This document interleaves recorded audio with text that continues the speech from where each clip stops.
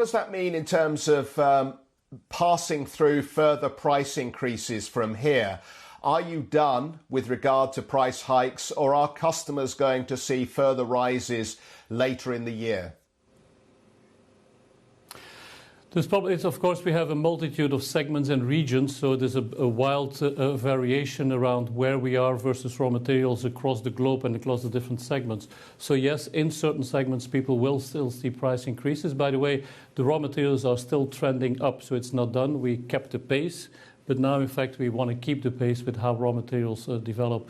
We do assume that is still going to be a trend that continues during the second quarter, but we do see signs on the horizon that for the second half of the year, all things being stable, that frankly we may see some normalization starting to return in our raw material and freight basket.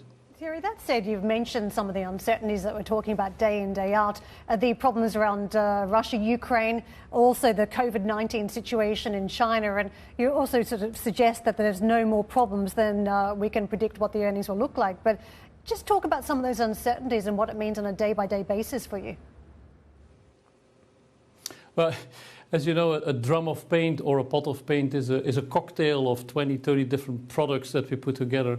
So we're very dependent in the industry on getting the raw material and getting it on time so that we can supply to our customers. So I have to say that during the whole COVID period and then the aftermath for parts of the world has been pretty challenging. If I look around the world, Asia was stabilizing, but in China, things have returned to lockdowns.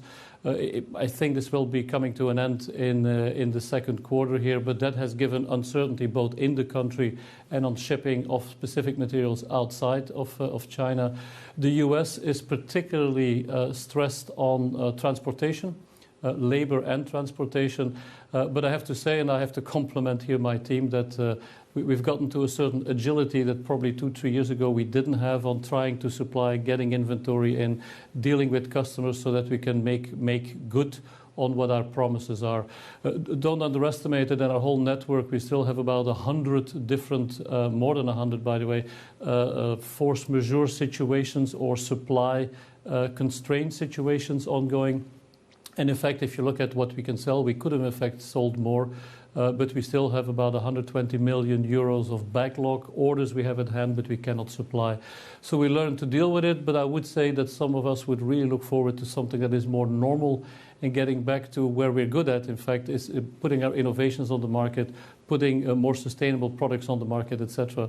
Right now, it's been really the fire brigade trying to keep things working. But that's been the game for many industries and definitely for the paints and coatings industry over the last year.